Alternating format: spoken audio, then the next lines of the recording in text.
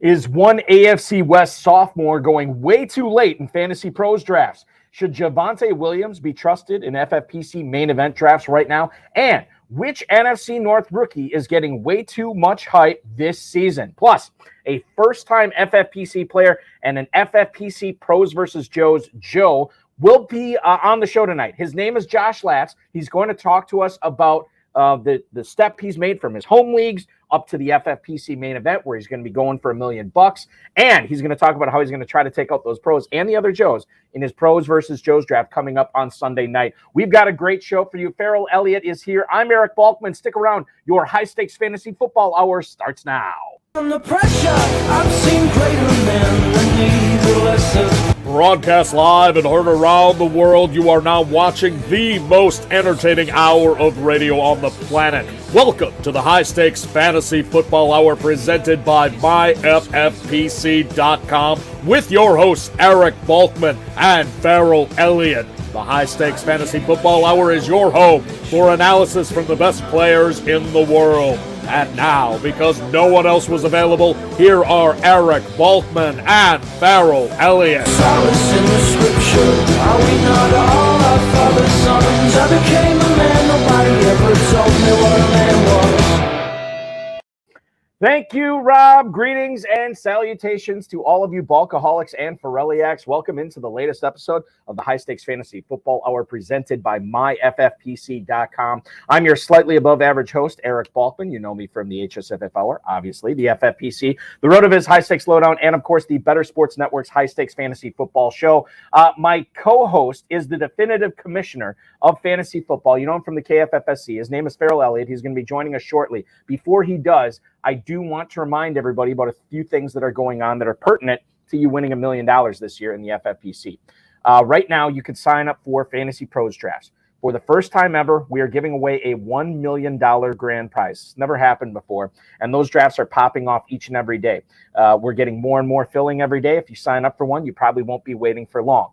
$1 million, once again, is the grand prize in that. You can sign up for it at myffpc.com. What Josh Latz, our guest tonight, is involved in is the FFPC main event. We gave away $1 million grand prize last year. We're giving away another one this year. $200,000 runner-up prize, $6 million prize pool. It's awesome. It's going to be great. And you can compete in that right now at myffpc.com and go for $1 million. Now, if you sign up by midnight Pacific time this Monday, you will have the opportunity, and you're paid in full, you will have your draft slot by July 31st, a week later. That means whenever you're drafting coming up for the FFPC main event, you're going to know what slot you're going to have. There'll be plenty of time to prep for it. You can, warm up with some Fantasy Pros drafts, some of the other drafts that we have going on with the FFPC. You can do that as well at myffpc.com. If you cannot get enough of fantasy football, and quite frankly, if you're watching this, you probably can't, make sure you are playing Dynasty Fantasy Football. It's fantasy football 365 days a year. We've been offering Dynasty Leagues at the FFPC for well over a decade. 1,400 plus leagues and counting, and count them, 0 have ever folded. That means when you join an FFPC Dynasty, you don't have to worry about shady commissioners. You don't have to worry about people just bowing out and destroying the league. We take care of all that. We have commissioners that take care of all that. And all you have to do is sit back and enjoy, send your trade offers, make trades, do the rookie draft, manage the team during the season. It's a lot of fun. MyFFPC.com is where to go for that. Remember to like, subscribe, comment, share, and get notified on this video anytime we go live. And we are going live a ton over the next month and a half before we're in Planet Hollywood in Las Vegas for the FFPC live events. Let's welcome him in right now, ladies and gentlemen, the incomparable Farrell Elliott. Farrell, it feels like it's been a month since you and I have done a show together. And I don't think that's far off. I think it has been about a month since we've done this show together. Well, first it was Aaron Rodgers leading the fact that you Wisconsinites like to go spend time in the woods, and and then you follow suit, and it's great, and I had some things that precluded me from activity, but nothing, Balky, will keep us apart for long. There's nothing I'd rather do than talk fantasy football with you. Well, it's going to be great. I mean, we have a lot of news and stuff to get to, and something that we've never done on the show before is have a guy on, a guest on, who has literally never drafted in the FFPC before. That's going to happen tonight as well in about 10 minutes when Josh Latz joins the program too. So we're going to get a lot of information out of him, and it's going to be a lot of fun. We're going to get a perspective from somebody who's never drafted in the FFPC, maybe figure out what we're missing talking about on this show. Like John H. in the YouTube chat right now, who wants to know what is the best draft spot to select from this year. And I don't, it is number one, Farrell? That it's number one for you? Well, yeah. You know what's so funny is like, I feel like if I asked you this off air and we're just like, chopping it up back and forth, just having a casual conversation, I feel like you'd be the type of person that would make the argument like, well, I really like the one spot, Balky. But on the other hand, the middle looks kind of juicy this year. But I'll tell you what, nothing beats the end of the draft. Those 10, 11, 12 spots, that's where you want to draft if you can't go in the 4, 5, 6. And if you can't get the 1, 2, or 3, which I like there as well, I feel like you can make a case for all 12 spots, as I probably could too. You could, but if you have the number one spot, they can't start the draft without you. So, that gives you an advantage. That's a great point. Dizzle says he likes the 3 where you get Kelsey or Christian McCaffrey. What's funny is I have seen a few drafts this year where both those guys were off the board at the 3. But if that's the case, then you get Justin Jefferson or Jamar Chase. Not a bad consolation prize there as well. Let's get into it tonight, Farrell. There's some late breaking news that came up prior to the show starting after I had already prepared the rundown. We'll get into that if we can. But I do want to get to the stuff that I have listed on here. Melvin Gordon is no longer a free agent. He is in Baltimore. He signed a 1-year deal worth up to $3.1 million. Now, last year, he was on the Kansas City practice squad. He didn't play a snap for the Chiefs in either the regular season or postseason, but I bet he still got a ring last year. If he makes the 53-man roster, this would put a dent into J.K. Dobbins for sure. 10 games last season with Denver, 90 rushes, 318 yards, 2 touchdowns, just 3.5 yards per carry. I was talking with Andrew Erickson about this, not specifically about the Ravens running back situation, but, we were talking about what's going on in New England as far as working out those running backs. And he said he almost roots for players like this to be signed because he knows they're no threat to the starter there. So are we looking at the Melvin Gordon thing of like, okay, this guy is probably not draftable in a 20-round league, but it's also what's the commentary? What are the Baltimore Ravens saying about J.K. Dobbins? Are they saying we have full faith in Dobbins because we're just going to get this guy who's obviously past his prime, just his depth? Or are we saying, hey, Dobbins is already in the pup. We're concerned about the knee. We need somebody that can get in there, a veteran that can rush the football if we need him to. How do you fall in on this? Okay, Gordon, the Chiefs last year may have been somewhat like fantasy players. They said, well, sign this guy. It keeps everybody else from signing him. We don't have to play against him. I think Gordon's a very good player. I don't think he's finished. I think he adds a lot in football, and he could steal some touches around the goal line. I think that Coach Harbaugh has a very, very quick hook on running backs that don't handle the ball. So Dobbins better protect the ball or any other back. They've had a history in Baltimore of signing aged backs and utilizing them in the offense. I don't know if it affects Dobbins much. I'm glad to see Melvin Gordon get another opportunity. I like Melvin. I like him in the game. $3.1 million. I can't help to think back that he turned down 5 years for $50 million a few years ago. But that's a whole nother story and long down the road. J.K. Dobbins, now he is going as running back 18 at the 502. Farrell, would you drop Dobbins below after this signing now that you've already told us that you believe that Gordon has some good football left in him? Would you drop? No. You don't believe he does? No, because Dobbins is going to get his play no matter what. Whatever they script him for, sometimes he might get a couple carries more, sometimes he might get a couple carries less.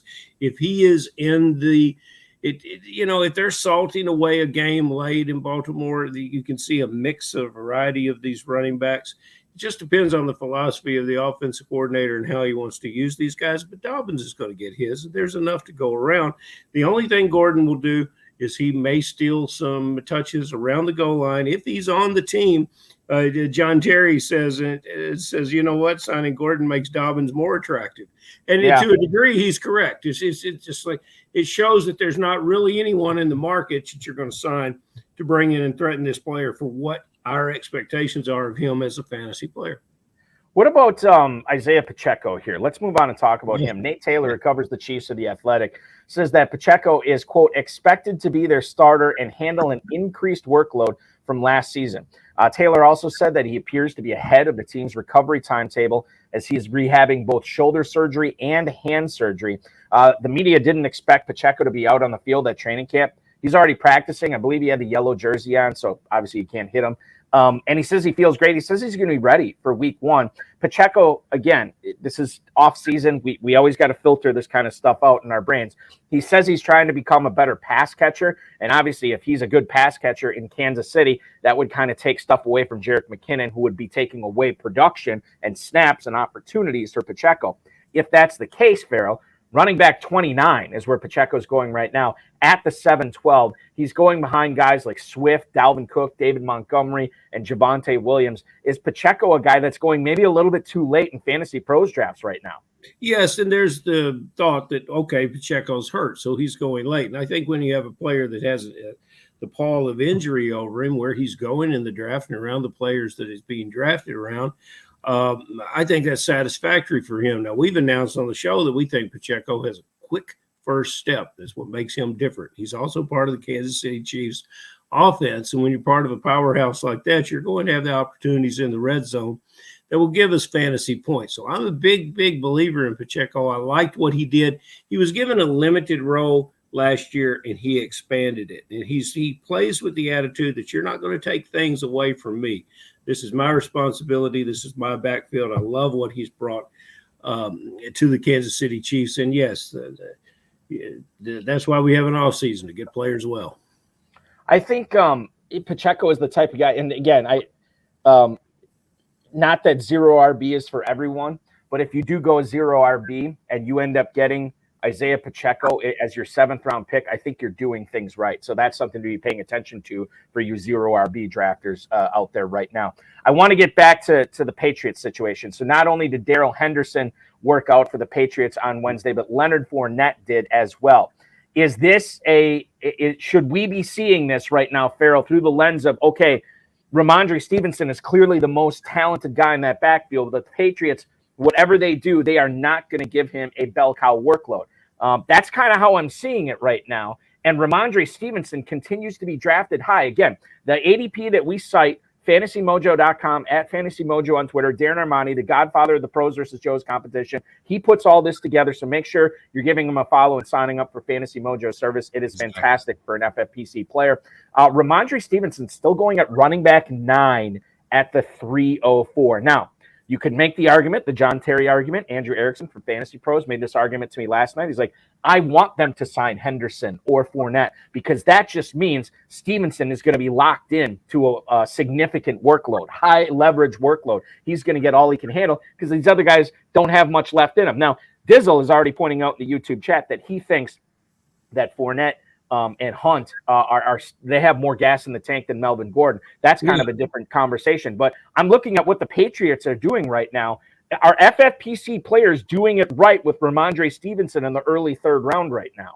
Same thing with Dobbins. Yes, you are. And we're trying, as a front office executive, they're trying to put together the best 90 they can. They're also going to see, because they're already at 90. Some have got to cut players before they can even go to camp.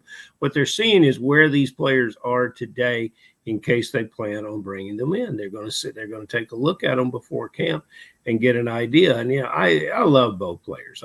Henderson is to me a player that deserves on a team. I think that there were some issues with him on and off the field and in LA.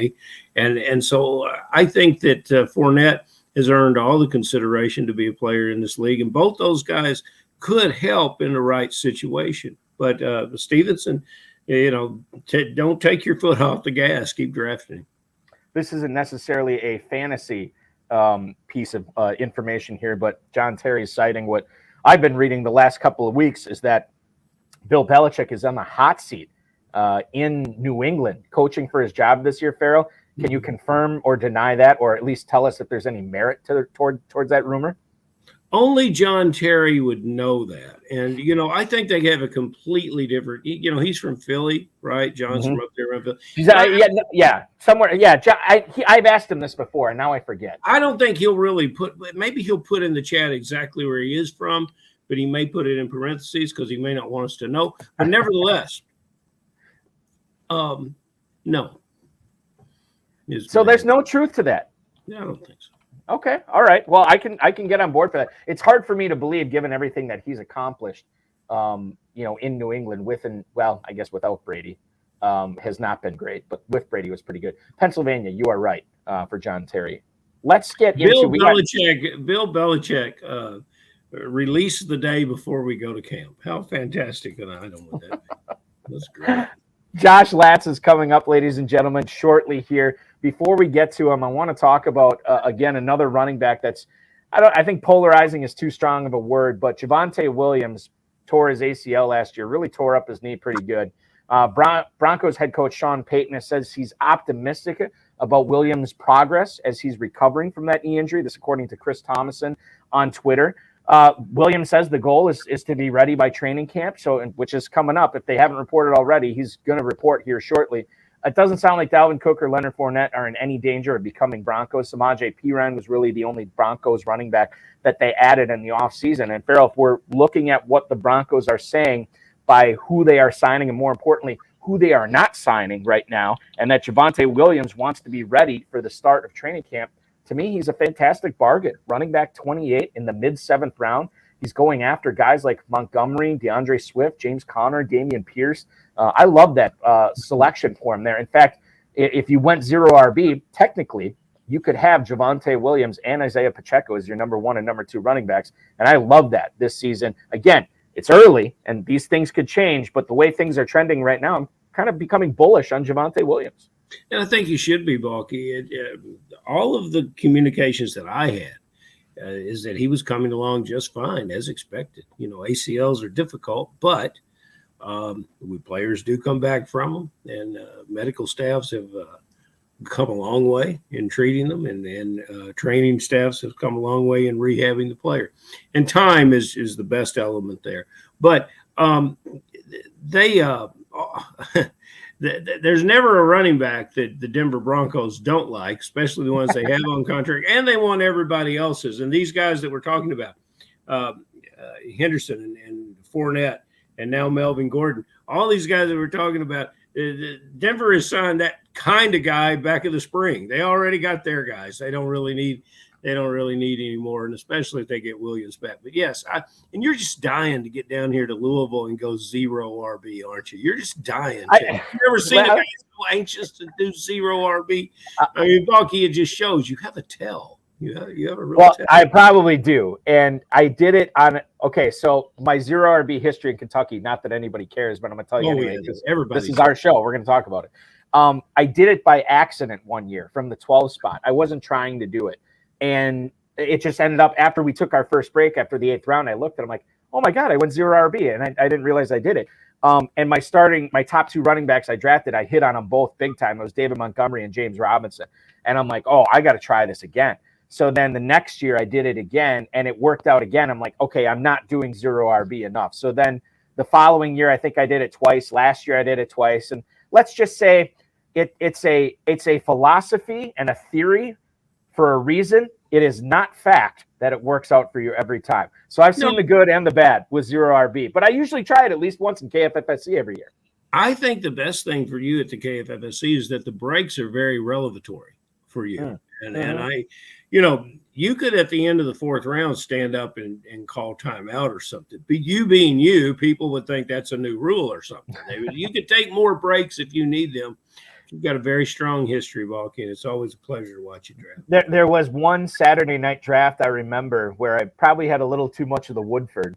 Yeah, I know. Shocking. It was probably Jason Kahn. I don't remember. I think it was Travis Cox. Honestly, he and I were buying each other, and Jim Cole, our good buddy Jim Cole from the Oregon Territory, pointed out to me after the 17th round. He said, "Balky, you still didn't have a quarterback on your team." I'm like, "Yes, I do."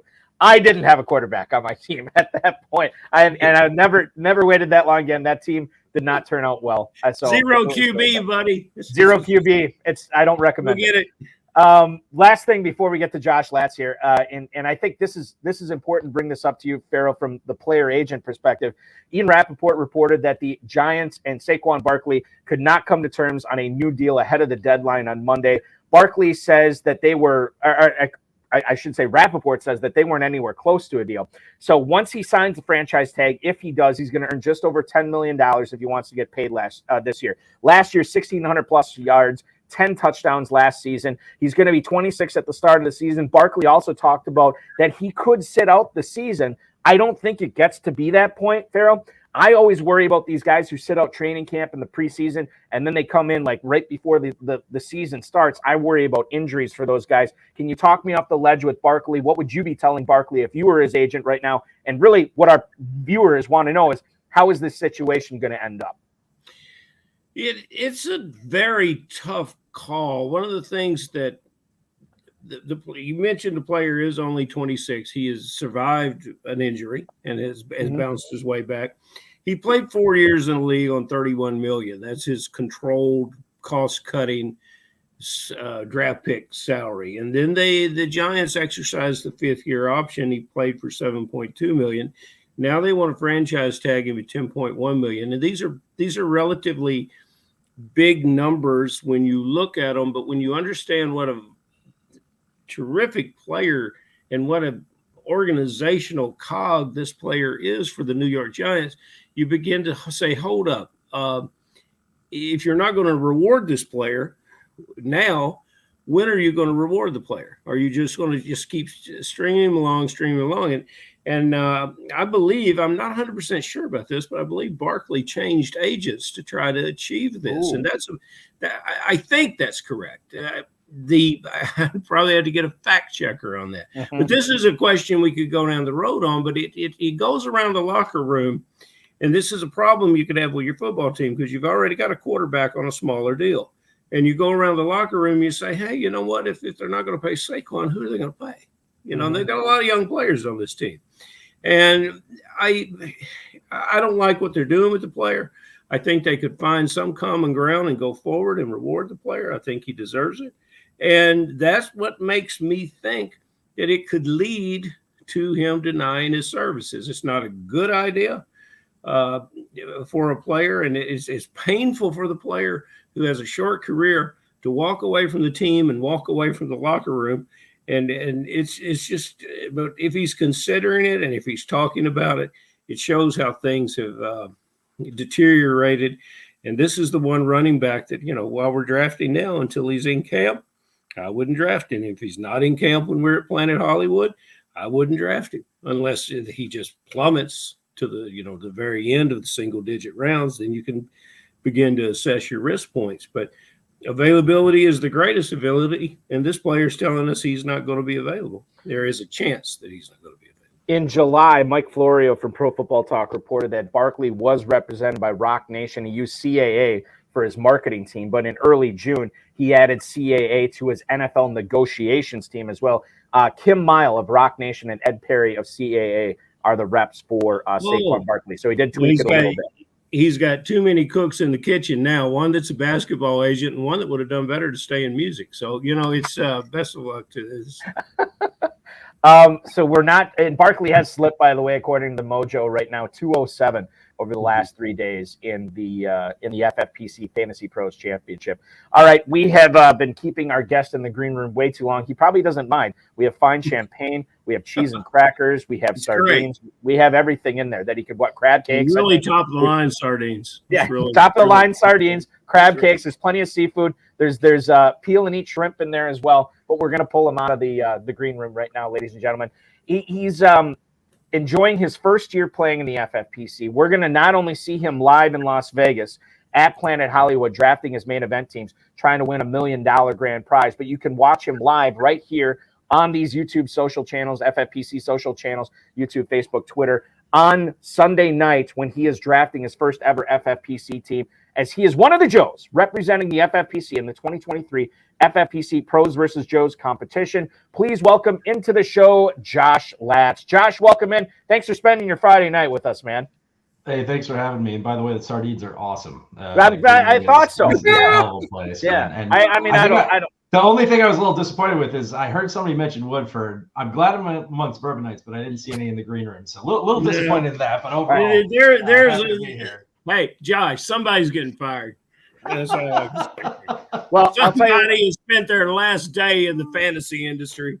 I'm going to tell you right now, Josh. I'm going to save Farrell here from saying it. But if you want to get in another league, and if you want to make a little trip to Louisville, there is plenty of Woodford Reserve at the Kentucky Fantasy Football State Championship the last weekend of August coming up. And we'll give you the details on that.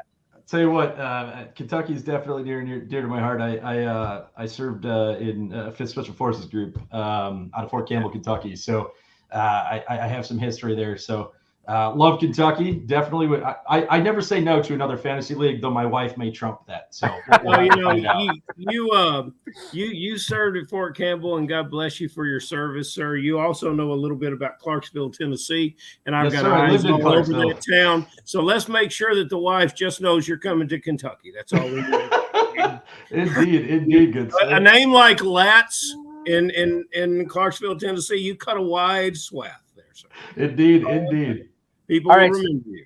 So, Josh, I have to ask this now. I don't know if you know this or not. Maybe you do, but I'm basically 2 Jordan Love Hail Marys southwest of Lambeau Field here. So, not only did you send me a photo of you at Lambeau Field at a Packers game, you are wearing you're carrying the G, as we say. You're carrying the G right now, wearing the Packers hat tonight. How do you become a Packers fan, not living anywhere? Well, I should say anywhere close to Wisconsin. You live somewhat close to Wisconsin. How did you become a Packers fan, man? Born and raised, man. I really just outside of Milwaukee. I was born and raised in originally from Germantown, right outside of Milwaukee, and then lived. I'm actually going to be, ironically enough, I'll be in Germantown tomorrow morning. Right? As weird That's as awesome, that man. Yeah, that's awesome. Yeah, the Watt brothers grew up in Pewaukee, right out there. Mm-hmm. I grew up in Mugwanago, played football for the Indians, went to college at University of Wisconsin-Madison. So I was born and raised. I remember there was one year I played flag football. I think it was maybe 2nd grade. And our team was the Bears. And I told my mom I was a Bears fan. And I think her response was, you could feel free to watch any games you want at a friend's house if you could find one that'll watch the Bears. So that was kind of my indoctrination, and realized that I was probably going to be a lifelong Packers fan, and ever since have been. So yeah, go Pack. And a Packers fan and a Badgers fan, which is always great to hear as well. Absolutely. So the Badgers. Absolutely. So Josh, when you are not playing fantasy football, and we'll get into sort of your fantasy career as you are now entering the FFPC as well, can you tell us what you're doing for a living? Yeah. Well, first and foremost, I'm raising 2 young boys right now. Thinking my lucky stars. I have an absolutely wonderful, beautiful wife who somehow tolerates me playing as much fantasy football as I do. I'm a bit of a Southern convert, even being born in Wisconsin, having gone through the Army. I love the outdoors, fishing, boating, hunting, shooting, all that kind of stuff. Day job wise, though, I've been working in software engineering for about 10 years now. I'm a senior engineering manager at Amazon Web Services, so the cloud computing side of Amazon, and do some pretty cool stuff there. So yeah, I probably work way too much, but when it comes time, that Q3, Q4 time frame when football comes around, everybody knows why I might not be on some calls late at night. So yeah, that's what I do for a living. Good for you, brother. I tell you what, with your profile on the ascension that it is, maybe fantasy football will become a second vocation for you. Balky, what year is this for the FFPC? That's a great question. I want to say we are in year 16. Dizzle can correct me on that if I'm wrong, but I think it's year 16. John, it was 16 years ago that I decided that, the first FFPC, I heard about it. I called Dave. We talked. I signed up, and it was very exciting from day one. And I've been there for all of them and been blessed to be there. And I'm thrilled you're coming out for your first one. What prompted you to join? What was the catalyst that brought it together for you? This is something my wife and I actually laugh about a little bit. So I've been playing fantasy football really since college. I'll probably never forget my first draft. So I went into college 2001. I think my first draft was 2002 or 2003. The LT top 10 best years ever fantasy football. I got him in the first round, and I was hooked. And so I started off, really playing with friends, and, sometimes we put money in, trophies, whatever. But in like 2016, I was reading an article. I heard about FFPC. I'm a competitive guy. The older you get, you don't get to put the cleats on anymore. So you got to put the fake cleats on. So I put the virtual cleats on, and I said, it'd be kind of interesting to see if I could take a small sum of money and play some pro leagues. I played primarily on Yahoo at the time, and just see if I could earn enough to go into the main event. So I started with about $100 in 2016, and last year I cleared a cumulative 10K in about 7 years. Good for you, brother. And so I decided that we were going to use that to buy 2 entries into FFPC, and then pay for the trip out to Vegas because we wanted to do the live event. And so that was also like kind of I'll call it the carrot for my wife. It was like, I'm going to go live draft in Vegas, take a few days off work, but we're going to go to Vegas together. And she's like, I'm in, fantasy football sounds awesome now. So that's kind of how I got into the main event. And I'm really looking forward to it. Crazy awesome, really, really talented fantasy football players that come in there. And I'm just really looking to see if I can hang with the best. Josh, we do have a question from the YouTube chat. The FFPC co-founder, the Dizzle Dave Gerzak, who actually was also born and raised in the Milwaukee area, I believe Greendale. I could be wrong on that. He'll correct me if I'm wrong. But he said, what would your wife think if you grew your beard out as long as mine currently is, which this is about, I want to say, roughly 10 and a half months, 10 months worth of beard that I haven't shaved. I haven't trimmed it either. It's very homeless looking. If would your wife be on board with something like this? If you came home and you came home with a beard like this, what would her reaction be? I'll tell you what, man, Balky, I might not be able to let my wife see you because she also grew up around the special operations community. She still works for it, actually. So, the operators like to grow them beards long. Mm-hmm. So I think if I grew one of those, it might be a turn on. I'm not going to lie to you. So I'm going to have to maybe keep my wife away from Balky. All right, don't let her see this. Don't let her see this. I know. So I think she'd be thrilled if I could grow a beard like that. I get this little kind of crust thing. I don't really grow very well on the sides. Oh, yeah, okay. I'm totally jealous of that beard. It's it took some work, listen. It's whatever. If it turns your wife on, congratulations, because my wife couldn't be more turned off by it. It's totally repulsive. Lucky, we're getting a little personal now. I know. I'll tell you this. I give her a kiss in the morning, and she says, "Don't kiss me. When you kiss me, it's like a crotch pressed up against my face." That's what she said. And I'm sorry to you. That is what she said. That is every day. So I can't even kiss her in the morning. Okay, Josh, your wife now has a personality. It's funny because my wife asked me, she's like, "Do you mind if I watch?" And I was like, "I don't know, because you're probably gonna lose your mind if I say certain things." And this is one of those moments where I'm like, "I'm glad she's not watching right next to me on the chair." Josh, what is her name? My wife's name is Lily. Lily? Yes, indeed. Yes, indeed. Oh, that's lovely. Lily Latz. Oh man, I can't wait. Does she have a sister? She does. Sister's also just had her third child, so we gotta. You're gonna if you want to take in 3, maybe there's a chance. I'm not sure. We'll have to. I got a big house but a small bank account, so I guess not. Don't we all? We could accommodate them on the weekend if you know. Josh, I'm gonna try to rein it back into fantasy. I don't know if I'm gonna be successful here. You have you've been playing fantasy football for over 20 years now.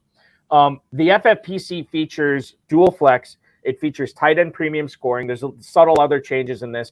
Have you ever played in a league like this before? And in looking at the scoring format and how the league is structured, what do you think is going to be the biggest challenge as you move from your home leagues to now adding the FFPC main event into your portfolio?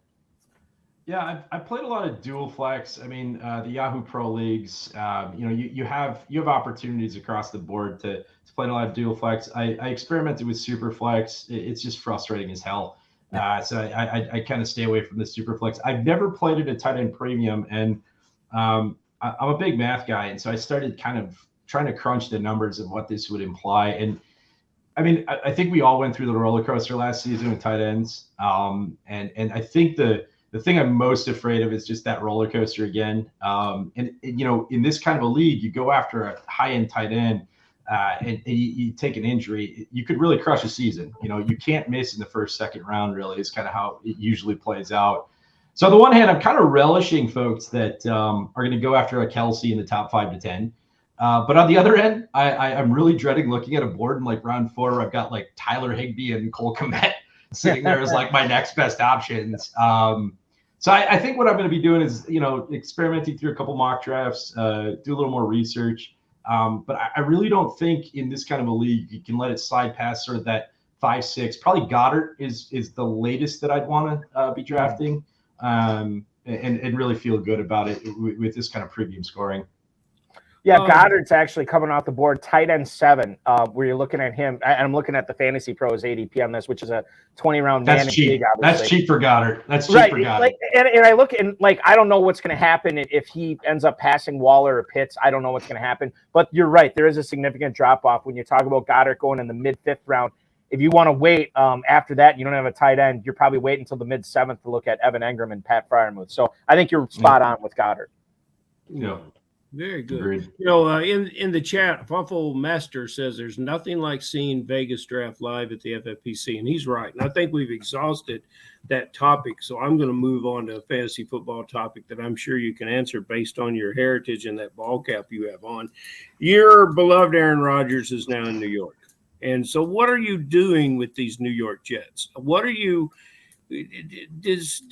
How does it affect your perception of this team? I'll tell you what my perception was. My perception was ascending players with opportunities to get better if the quarterback could get it together. He was not a very good or a very accurate quarterback.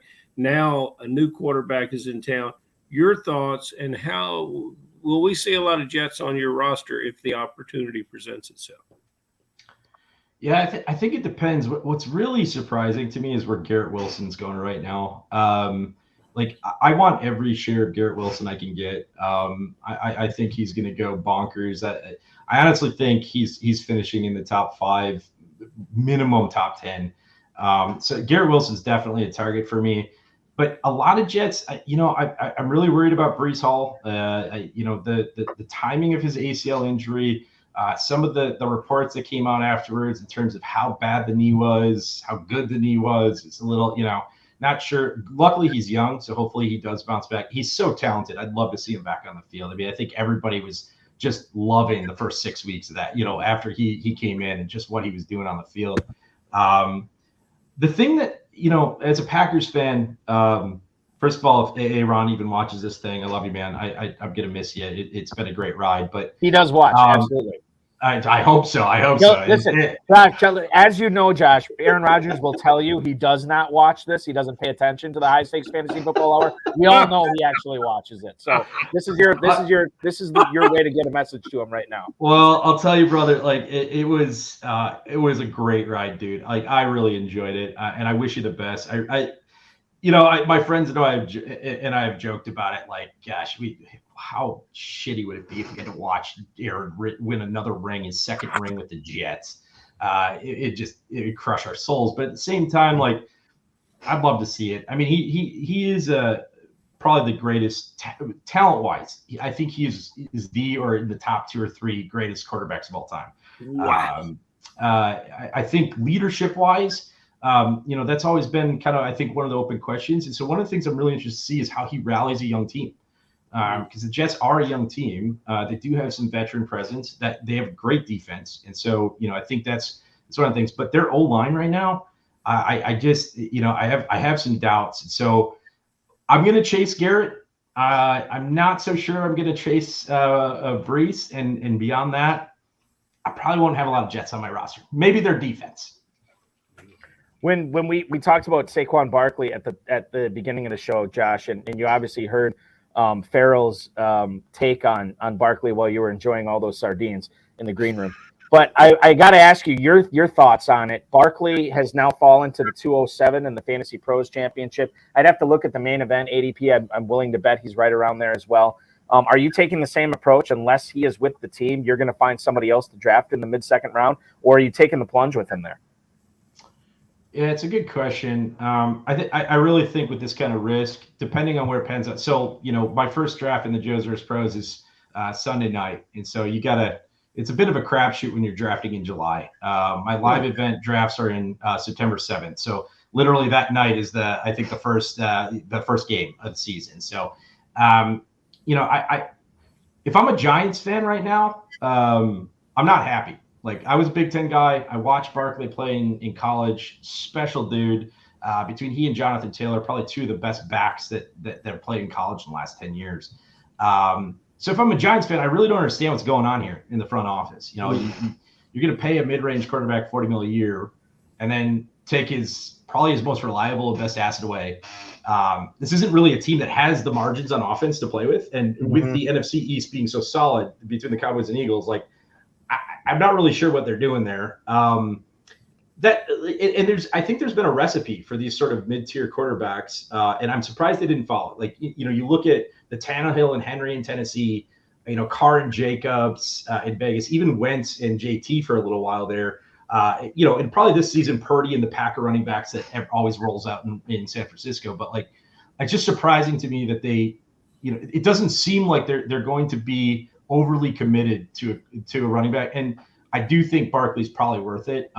As a fantasy fan, though, like James Robinson, like, what the hell? Let's roll. I mean, we've seen it before. What he did in Jacksonville was pretty impressive. I think Darren Waller's going to have a season no matter what. Yeah. I do think that this is going to bode well for him.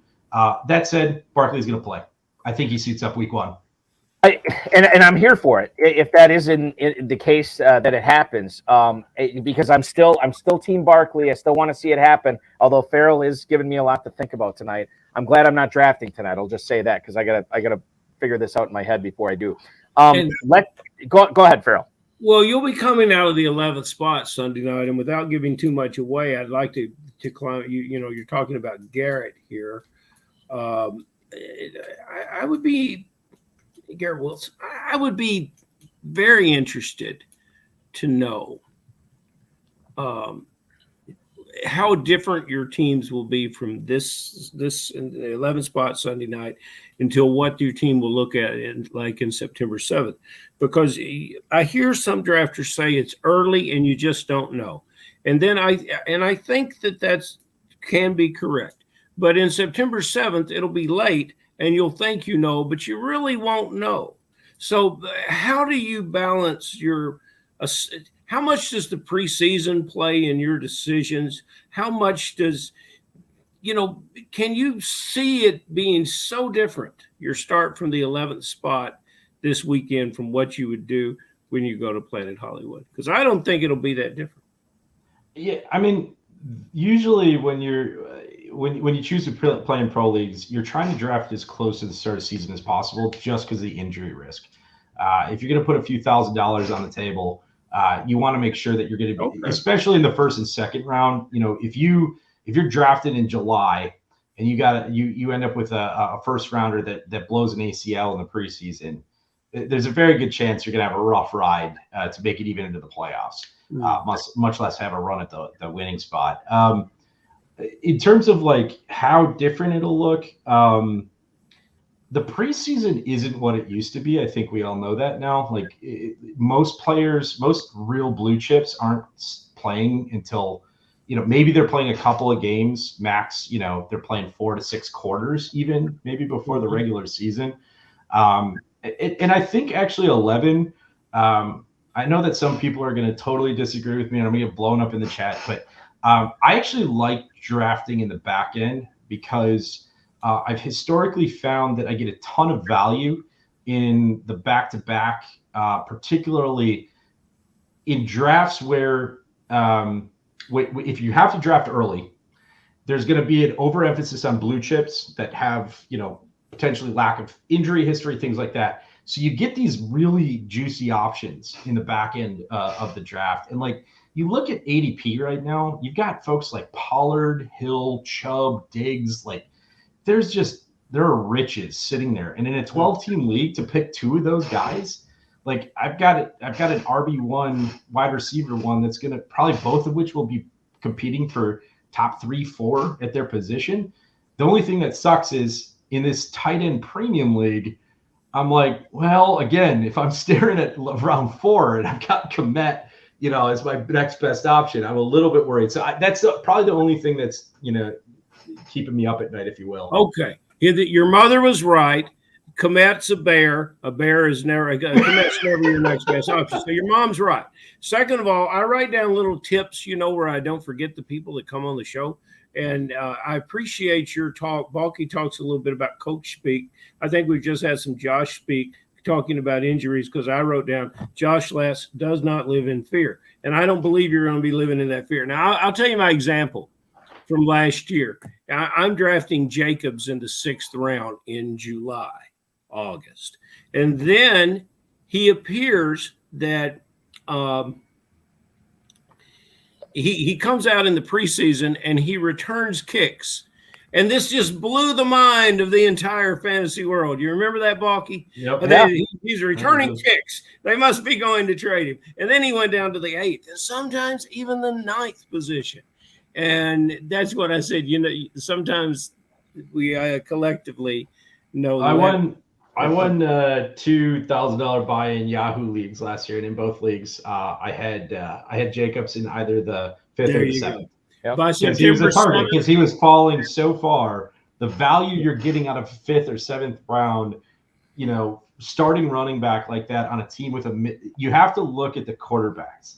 Mm-hmm. If you have a mid-tier quarterback and a running back that has proven they can be at least reasonably durable and put yards up, put touchdowns up, you're going to get points. I mean, this is why Derrick Henry, even though he's getting old, go get some Derrick Henry, especially if you can get him at value. I mean, why not? Even if Jacobs had given you 200 carries, 900 yards, and 6 touchdowns, you would have considered it a success. So, and by the way, I'll admit, I was one of those people that said, whoa, I don't know about this, guys. Once I see the guy returning kicks, man, like I was one of the, I probably said on the show too, and I was wrong. I was dead wrong. Won't be the first time. And it definitely, it wasn't the first time, and it definitely won't be the last. We do have a question from the YouTube chat here for you, Josh. This is from the Fuffle Master. He wants to know, from a player who's new to the FFPC, what are your thoughts on stacking? How important is stacking going to be when you get to the FFPC main event, where you want to correlate that quarterback with a tight end, with a receiver, with multiple pass catchers? How important is that to you? Well, I'll go back to the fact that I'm a math guy. You can either really win big or you can lose big. Correlation it's sometimes really great, or it's super punishing. I had a lot of shares of the Burrow Chase last year, 2 years ago rather, during just Chase's breakout season, and bode very well. Last year, you get a Burrow Chase. I don't know if you're making it. Those first 7-8 weeks when things were going not so great. What are you doing there? I try not to stack, actually. The reason being, you're trying to guarantee prolificness from 2 people on the same team, and the probability of that is probably lower than trying to get a really good quarterback and a really good wide receiver from 2 different teams. And now you don't have the correlated injury potential or the correlated, you lose a great guard or a great tackle even on some of those teams, and all of a sudden you're losing 15-20% of your production. It can impact both of those players, and also, so it's not even just hurting that player, it's hurting the players that are really amplifying those players. So I actually don't stack. I'm not a big fan of stacking. Interesting. And Dizzle's a fan of your take too on this. So, and it's refreshing because oftentimes we hear so much. I think it was like once DFS sort of took the world by storm, whatever that was, 5, 6, 7 years ago or whatever. And then all of a sudden, a couple years after that, people started stacking in season-long competitions. Oh yeah. Right. If you're stacking on daily, right? If you're gonna play daily, different animal. Yeah, especially tournament play. But season long, it can hurt you a lot. It can. And I think like it wasn't then when we heard stacking and season long. It was a couple years later where people were talking about this, like especially when you talk about the FFPC main event, where you have those big money weeks at the end. A lot of times teams will be like, okay, well, I'm not going to win the $1 million unless I go for broke and just hope for a big game from the Cincinnati Bengals or the Buffalo Bills or the Kansas City Chiefs or something like that, which I understand the argument for it, but I think you're opening your mind up here tonight if you're watching this and hearing Josh's take. There is another side to it, and there's another side to perhaps winning the $1 million without stacking, which we've seen grand prize winners without stacking before. You are drafting Sunday night, Josh. We're going to be covering your draft right here on the High Stakes Fantasy Football Hour. You're drafting 11th. Evan Silva from Establish the Run is 10th. Alex Dunlap from Roster Watch is 12th. Now, these guys have both drafted in Pros versus Joes before. Evan Silva is a longtime FFPC main event player as well. I'm kind of curious, your strategy from the 11 spot, and if I were to ask you who you are sort of targeting or hoping falls to you at the 11 and then again at the 202, who are those players? Yeah, I mean, fall-wise, like, if Justin Jefferson's there, like, I'm there all day. If I'm there all day. I mean, and it's hard to say that as a Packers fan, obviously. I don't see that happening, but if it did, I'd love to see it. More realistically, though, you're probably looking at maybe a Jonathan Taylor, some folks that are a little afraid of like the running quarterback, taking away some of those carries. I'd love to get some shares of JT. I'm not sure he falls to 11, though. In terms of fading, like if you play for the Buccaneers, I'm not drafting you. It's just not going to happen. In terms of targets, though, overall, that I think if I look at the whole of the draft and players that I think are going to kind of pan out in wonky places, when you're playing with pros, the margins are very slim. I don't see a lot of these players shifting too drastically, but if a Garrett Wilson is available there for me, especially, if I on the turn back around, because I'm going to be getting my next pick, in the 30s. I'm taking every share of Garrett Wilson I can get, but not a hot take. Maybe it's a hot take. I don't know. It's a homer call. It's a homer call, but like, I think Christian Watson's a top 10 wide receiver this year. Yeah, there you go. Even in PPR, I think Christian Watson's going to be top 10. I think he's getting drafted way too low. And I'm telling you, folks, people are sleeping on Burrow again. And I think this is the year. I think this is the year that Burrow just blows the hell up. And this might be one of the most prolific seasons we've seen from a quarterback in a while. I think this is going to be a great Burrow season. So, Balky, is Josh bracketed by two pros? Yeah, absolutely. Yep. Josh, you got no problems. You're going to be just fine. I like the vote of confidence. I like the vote of confidence. No problems. You got the luck of the draw. Now, if you were bracketed by like Danny Mueller and Chad Schroeder, then we'd have some problems. You don't have any problems. And neither one of them, they're not even in this draft as far as FFPC Pro. Now, you will contend with John Terry, who's in the YouTube chat. He'll be drafting that night. Jeff Tirabassi, the Corn Fins, will be in that draft as well on Sunday night. But I will say this, and Dizzle's pointing this out, oftentimes the pros are not familiar with the format, or they don't do a whole lot of FFPC drafts, and you can really take advantage of the pros in this. I'm telling you, the Joe's history, as far as overall champions and how high the Joes finish on the overall leaderboard, it's really, really good compared to how the pros usually finish in this competition. The Joes are like right behind Father Time in being undefeated. It's Father Time than the Joes. In the FFPC Best Ball Tournament over the last 3 days for ADP, this again, according to FantasyMojo.com, Jonathan Taylor, 204, Garrett Wilson, 204, Joe Burrow is at the 40. No, am I looking at the right one? No, I'm not. Yeah, I'm sorry. yeah. No, I'm sorry. So, no, I'm not. Jonathan Taylor, 204. Garrett Wilson, 203. Joe Burrow, 405. Christian Watson at the 412. And as the Dizzle just pointed out here in the YouTube chat, if you really wanted to, there is a high probability, Josh, that you could start off your draft from the 11th spot Sunday night with Jonathan Taylor, Garrett Wilson, Joe Burrow, and Christian Watson. That's not a bad way to start. Let's get some. I'll tell you what, if that's what I'm looking at when I'm going into number 5, I'm good to go. And for all the pros that are going to be drafted against me, just take everything I just said to heart. Make sure that you put that right in your memory bank. And when I do the opposite, just be ready. Hey, let's throw in. Farrell's got one more question, but I want to get to a couple of emails that came in for you, Josh, before we sign off tonight. Doug in Wichita. He writes, how is Calvin Ridley going to affect the output of Christian Kirk this season? Which is interesting because, and thank you for the email, Doug.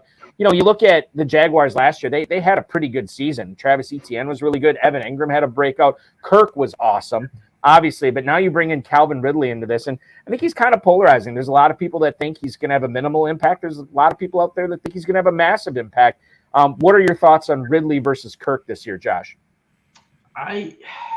I would still go Kirk. I'm not. I don't know if hard to trust is the right word in terms of output, but it's kind of one of those. I don't want to put too much stock in it. Now, if Ridley falls, 2 or 3 rounds from ADP, I'll pick him up, and that's worth a flyer. But I think right now, if I remember ADP, he's going somewhere around like the 7th or 8th round. I have to go back and look. He's going earlier than I would want to put some stock into him. FFPC best ball tournament. He's actually going in the early 4th right now. Calvin Ridley is. That's way too high. Yeah, and I'm with you. I would not be taking him at that spot. Christian Kirk, on the other hand, 508 as the wide receiver 25. I take Kirk all day. Absolutely. Kirk all day. Yeah, absolutely. One more email here for you, Josh. This is okay. Let's do this. Let's ask this from this standpoint. Johnny in Salisbury, Maryland. Hey, Josh, what's your plan of attack in beating the pros this year? Good luck, man. Thank you for the email, Johnny. I think we should look at this from the aspect of, you're going to be drafting with all these super experienced, well, not super experienced, but more often than not, some pretty experienced FFPC players in Las Vegas in September. But you're also in all these leagues that you've been very successful at on Yahoo or what have you over the past half decade plus. I'm kind of curious, how do you shift strategy knowing that 6 of the players in this league are going to be people that basically do this for a living? Yeah. Best ball requires a little bit of a different strategy, because you're locked in. And so I think, even in normal redraft leagues, depth is almost always a premium. Having depth comes into play. Everything from bye weeks, you'll always have an injury here or there. And so I think depth is key. I think that my strategy, like I said, I'm a bit of a math guy. And so I try to look at how I can put statistically the most probable to succeed team. I'm not trying to hit home runs. And later in the later rounds, you try to grab a guy that you think might have a bunch of upside, particularly in best ball, because you can get a whole lot of upside in best ball. But I think it's really just finding the team that has some solidity to it. In redraft, a lot of times, I try to just make sure that I can compete at the top 4. If I can get into the top 4, I've got a shot to win it all. And so I just try to have a steady team that can really get me to the end. I know a lot of folks that try to hit the home runs that will, I know a lot of people say, take the best player, but then all of a sudden you've got a team with 8 wide receivers and 2 running backs, or I'm not, and I'm also not a big. I heard you all talking about zero RB. I've tried it. It's never worked. It's really, really hard to come out on top with a zero RB strategy, just because there is especially in best ball too. Best ball, you're screwed if you try that in best ball. Yeah, so really for me, I think I'm going to stay the course with what's worked in the past. I might modify a little bit, but bring it, pros. I got you. Yeah, that's right. Well, that was a very elegant answer, Josh, and it was a perfectly stated question. Who was the emailer? Who sent that in? That was Johnny in Salisbury, Maryland. Johnny in Salisbury, Maryland. I'll tell you exactly how Josh is going to do it. He's going to show up. That's how he's going to beat them. He's going to beat the pros. Now, in this year's NFL season, who is a player that is going to show up but not bring the skills, is not going to be on your fantasy team, is not that I don't want you to say he's a bust, but I just want you to say that he's not for you. He's not going to win anything for you. And then please give us a sleeper that you really, really love, because we've talked about a lot of players here tonight. Mm-hmm. So, I don't really want anybody that's a single-digit draft pick player. I want a guy that is going to be this year's Pacheco, this is Watson from last year with all the touchdowns. Who is that guy? But who's another guy that you won't have a thing to do with? Yeah. I hate saying this because, man, I have had some great years and a lot of success drafting him, but I think this is a down year for Eckler. I just do not. I have concerns. We're starting to get into that age territory. I honestly think Herbert is starting to hit his stride. It's going to be a real pass-happy season. So I'm a little bit worried about Eckler, particularly if he's going in the top 3, 4, 5. That starts to scare me. Yeah. So I'm probably staying away from Eckler. I know it's going to sound really weird based on how you phrase that, but like, who better to catch in the late rounds? You mentioned Pacheco. Who better than Pacheco? I mean, where he's going. You are disqualified from that one. We've already exhausted that. Okay, all right. I'll go a little bit. You're in the green room eating the smelly fish, the piece with the bone in it. I still don't know what the reference is. The piece with the bone in it. You're eating the piece of fish with the bone in it. We talked about Pacheco. No. Let's have a sleeper. James Young has one. You're on the show. You must bring us a sleeper. It is a real. I don't know why Michael Pittman Jr. is going where he is right now. I just think the talent's there, and as a possession receiver, big body guy, can also have an explosive play. I wouldn't be surprised if he finishes, 20, 30% higher than where he's being drafted right now. That's fantastic. I can agree with that. Yeah, wide receiver 34, 704 in the He's dropped that FFPC far best ball ball. tournament. This is best ball. I'm citing best ball right now. Good. He is going right behind Tyler Lockett, Marquise Brown, Kadarius Toney. He's going right ahead of Mike Evans, Jackson Smith and Jigba, and the speedster Jordan Addison. Did you see what I did there? Where are you at? I get to ask one question in response. Go ahead, fire away. Where are you all on Kadarius Toney? I just cannot buy into this yet. I just can't do it. You go first, Paul. Dizzle came into work the other day, and he was asking me about, I don't know if it was a Scott Fishbowl team or something, but he's like, Balky, Mike Evans or Kadarius Toney? And I thought about it, and I knew that it's probably going to be Baker Mayfield in Tampa, and it's Patrick Mahomes in Kansas City. But I just feel like I've been teased with Kadarius Toney now for a few years, and he's had these flashes, whereas Mike Evans has this massive body of work. And so I ended up telling him I think Evans over Toney. And for me, it's just like it's kind of, we saw what happened last year without Tyreek Hill, right? Travis Kelce had a boffo season. Marquez Valdez-Scantling was still involved. I know there's a lot of pundits out there that are talking up Sky Moore this year as well. They drafted Rashee Rice pretty high. So I think for me, I'm kind of staying away from Toney. I might grab him in 1, maybe 2 Kentucky teams this year when I'm drafting in the KFFSC, but he's certainly not a target for me, Josh. Yeah, I would agree with that. One of the folks that you pointed out there too, when you talk about Skylar Moore, like I think that team is starting to design itself around distribution. Tyreek Hill absorbed a ton of targets. But I'm worried about Kelce this year. So I think there's going to be some more distribution. There'll be some more targets available. I don't know that Kelce – I'm worried Kelce doesn't play every game this season, and he's not going to get quite the target share just because we're starting to have the age factor there. But, I agree on Toney. I would take – I might violate my no Buccaneers policy if I had a Toney versus Mike Evans decision to make.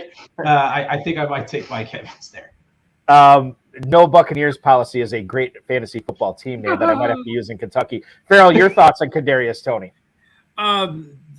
This is the year, guys. And you can. He's a bargain. So go ahead and take advantage of the bargain. Balky, you got a mojo on it? On Kadarius Toney in Fantasy Pros? Yes, sir. I will shortly. And I closed the window. I had it up for best ball. Kadarius Toney in the Fantasy Pros Championship over the last 3 days. Wide receiver 31 at the 6'12", behind Kirk, Ayuk, and Mike Williams, right ahead of Marquise Brown, Tyler Lockett, and Mike Evans. He's a better fit for this format than most of those players, I think. And I think that there's so much invested in him by the teams that it's in the scouting community, it's in the coaching community, and it's in the front office. It's not financial investment. He's still on his rookie deal, but there's belief in him. And you know what? These guys are convinced that they're going to win, and they're going to win their way. And he's part of their way. And so I wouldn't go too far away from that. Farrell has given me a lot to think about tonight, for sure. And perhaps not as much as one Josh Latz has given me to think about in terms of reevaluating the way I think. Because listen, the fresh perspective we get from you tonight is, I know our viewers loved it, our listeners loved it, I loved it, Farrell loved it, the American people loved it, everybody loved it, Josh. And the fact that we got it from a Packers fan makes it all the even more reason. Go Pack Go. Go Pack Go, indeed. Josh, I got this great list of things that I get to do in Las Vegas this year. Just added meet Lily Latz. I mean, there's just some fantastic stuff going on. As long as Balky's not around, because that beard gets in the way, man. I might be going home alone. Like I don't want to risk that. Here's the thing. I've already made promises to the powers that be. I will be clean shaven for Vegas. So your wife, you have nothing to worry about. I will not have a beard out there. It's going to be all good. Guys, I can't wait to meet you out there. Honestly, it's gonna be fun. And I'm looking forward. Oh, Josh, you're going to meet him in Kentucky again. I'd love to. Yeah, you're going to meet him in Kentucky first. Yeah, absolutely. Exactly. And Dizzle pointing out to me, Bulky has no game, no worries. It's true. I don't. And like the one woman I had game with, I married, and I've been with her now for same here, man. Virtual high five right there. Yes, right virtual high five. I'm with you on that. We will watch you draft your team from the 11 spot in the Pros versus Joes League number 1. That is the red right hand league that's coming up at 8:00 Eastern time on Sunday night. We'll have live coverage here. Josh, I'm going to send you another email tomorrow with a link. If you want to drop in for 5-10 minutes during your draft Sunday, we'd certainly appreciate it as well. Your insight was great tonight. Good luck in Pros versus Joes, and good luck becoming the next FFPC millionaire as well. Awesome. It's a season of love, man. Go Pack Go. Have a good one. Go Cheers. Pack Go. I love it. Josh Latz, ladies and gentlemen, my new favorite FFPC player. Anytime you're going to come in with the Packers love, I'm gonna reciprocate right back. So great stuff from him. Now Dizzle is telling me that I have to keep the beard, which I don't. I don't know if I can do. With a quote. That Lily is impersonating the Dizzle on YouTube right now. I don't know. Maybe I can trim it up and get a haircut, and it'll be all good. But it's not something I'm thinking about right now. Bring it like it is now, Bulky. Everybody loves it. Yeah, well, I don't know about everybody. I already told you I shared way too much about my wife's anti-proclivities to the beard tonight, which was not great. Farrell, once again, we have jammed way too much show into 60 minutes. We have no time for emails, but we'll try to get to them next Friday. I certainly appreciate you coming on. I do believe it is just me and you on Sunday night covering the Pros versus Joes, but I know Terp is probably going to make an appearance on either Monday or Tuesday's show. Or perhaps Terp's always welcome. Yeah. Farrell, we will continue to register for leagues at kffsc.com. We will follow Kentucky Fantasy Football State Championship on Twitter at KFFSC Official. Thank you so much, my friend. Always a pleasure hanging out with you. It's been too long. Let's never let it get this long again. I will talk to you on Sunday. See you, buddy. Farrell Elliott, ladies and gentlemen, the definitive commissioner of fantasy football. I want to thank him. I want to thank Josh Latz, the FFPC, Rob Bryce, and, of course, each and every one of you. By the way, I didn't give those guys a shout-out. Rob is our audio engineer and our mutual friend. Bryce is my best friend, of course, and our producer. No, Rob's the producer. Bryce is the audio engineer. I'm sorry I mixed it up. Sunday night is when this show goes live again. Pros versus Joes, Red Right Hand, League number 1, 8:00 Eastern, 7:00 Central. The Pros will feature Todd Burrows from Sharp Football Analysis, Sigmund Bloom from Football Guys, Billy Musio from Player Profiler, Bob Lung from Big Guy Fantasy Sports, Evan Silva of Establish the Run, and Roster Watches Alex Dunlap. Those 6 pros will go against the 6 Joes of Jihoon Kim, Jeff Tirabassi, John Terry, Justin Bacon, Troy Wells, and, of course, our guest tonight, Josh Latz. That is at 8:00 Eastern Sunday night. Don't miss it. Now, this show will be Sunday, Monday, Tuesday. We cover the Pros versus Joes. This particular version of the HSFF Hour is back this coming Friday We will go live again at 10/9 Central. We're going to have some more Pros versus Joe's Drafters. The brother and brother team of Jeffrey and Alan Eidelman. They're going to join us next Friday, or this coming Friday, I should say, to talk about their experiences playing in the FFPC, gunning for that $1 million grand prize in the main event, and of course their Pros versus Joe's team as well. In case you missed it, you can watch yesterday's High Stakes Fantasy Football Show on Better Sports Network on any of the FFPC social media channels with yours truly and Fantasy Pros Andrew Erickson. A lot of fun there, 2-hour show that will really help you out for the Fantasy Pros Championship. We got through a lot of content that I think is going to be worthwhile to watch, so make sure you're watching that. And then this coming Thursday at 7/6 Central, we'll have another 2-hour show. Guest TBD on that, but I'll have a great guest that we'll chop it up with for 2 hours and make you a better fantasy player, hopefully. You can win $1 million in the FFPC main event. I don't know if I said that tonight. I'm going to say it again. $1 million grand prize in the FFPC main event, almost a $6 million prize pool, $200,000 to second place. It's the biggest prize pool we've ever had for the main event. Register now at myffpc.com. Fantasy Pros Championship. There's a midnight draft tonight. Is it filled yet? I don't know if it's filled. It is not filled. Let's fill it up. I'm commissioning that one. We'll hang out. I'll watch you draft. I'll talk about it on the show on Sunday. It's going to be great. Register for the Fantasy Pros Championship at myffpc.com. Again, a $1 million grand prize. We've never done that before in this contest. So that means you have two chances or multiple chances if you join multiple times. But we're giving away 2 separate $1 million grand prizes this year with the FFPC. Dynasty Leagues available at myffpc.com, as well as a plethora of other options for you as well. Thank you so much for watching. Your weekend starts now, and we will talk with you on Sunday night.